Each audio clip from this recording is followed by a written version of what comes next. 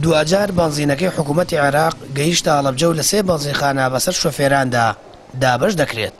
نرخی بنزینەکەی عێراق بە 690 دینار دەفرۆشرێت. بەڵام هێشتا نرخی بنزین لە هەرێمی کوردستان بەرزە و کاریگەری لەسەر دابەزینی بنزین نەبووە. شۆفێرانیش داوا لە حکوومەتی عێراق دەکەن بەردەوام بێت لە ناردنی ئەو بنزینە و بە هەنگاوێکی باشی دەزانن بۆ دابەزینی نرخی بنزین. کوالیتی بنزینەکە باش بێت بۆ شێوەیە کە خەڵک چاوەڕێیە کرد، ینی کوالیتیی باش بێت، شتێکی باشە و بۆ خەڵکیش بەڕاستی فەقیر وێژار ناتوانێت بنزینی گران بکڕە بەڕاستی. ئەگەر چی ئەمان خۆیان ناتوانن بنزینەکە دابینکەن بۆ هەرێمی کوردستان با ڕێگریش نەکەن لەوەی کە حکوومەتی عێراق بینێرە، با پێشوازی لێ بکەن لەوەی کە حکوومەتی عێراق بتوانێت ماگانە حسەی شارەکان هەمووی وەکو پێویست بنێرێت. وڵا هیوادارین لە حکوومەتی هەرێمی کوردستان بنزینمان بۆ هەرزام بکەن و ناکرێەوە نەگران بێ و خەڵکی وایە کەم دەستەوەی ناسنرێ. بنزینە وڵا زۆر مەمنونی حکوومەتی عێراقی کەم بنزینەی بۆ هەرزان کردوین. ئەوان لێەوە بە هەرزانێن یێرن حکوومەتی هەرێمی کوردستانی خۆمانەی خەنە سەری. وڵا کەیف خۆیانە مەیلی خۆیان ئەیدەن هەنوێنێ بە 1000 دیناریچ. ئیتر ئارزوو خۆیان نییە.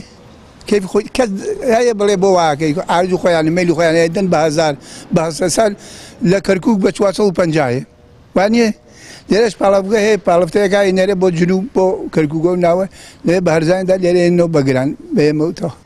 بەپێی وتی خاوەنی بنزینخانەکان کە پشکنینان بۆ بنزینەکەی حکوومەتی عێراق کردووە کوالیتی زۆر باشە و ئۆکتانەکەی سەر و 92 بڕیارە ڕۆژانە دابشکردنی ئەو جۆرە بنزیناش بەردەوام بێت.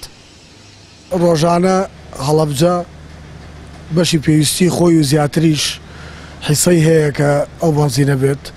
بنزینەکەش تەنها لە جۆری نۆرماڵە و ئۆکتانەکەی لە سەروی 92 یعنی کوالیتەکەی زۆر باشە و نرخەکەشی دیاریکراوە بە 690 دینار و لە دوێنێەوە زۆر بە ئاسایی شۆفێران دەتوانن بێن ئەو بنزینە وەرگرن و قەرەباڵغی لە بیدایە تا تۆزە قەرەباڵغی هەبوو لە بنزینخانەکان. ئێستا زۆر ئاساییە و هەست کەسێک بتوانێت و بنزینە بێت وەری بگرێت و بەردەوامیشە بێت. حکوومەتی عێراق بڕیاری داوە ڕۆژانە 1 ملیۆن لیتر بنزین بۆ هەرێمی کوردستان بنێرێت تا چارەسەری قەیران و گرانی بنزین لە هەرێم بکات.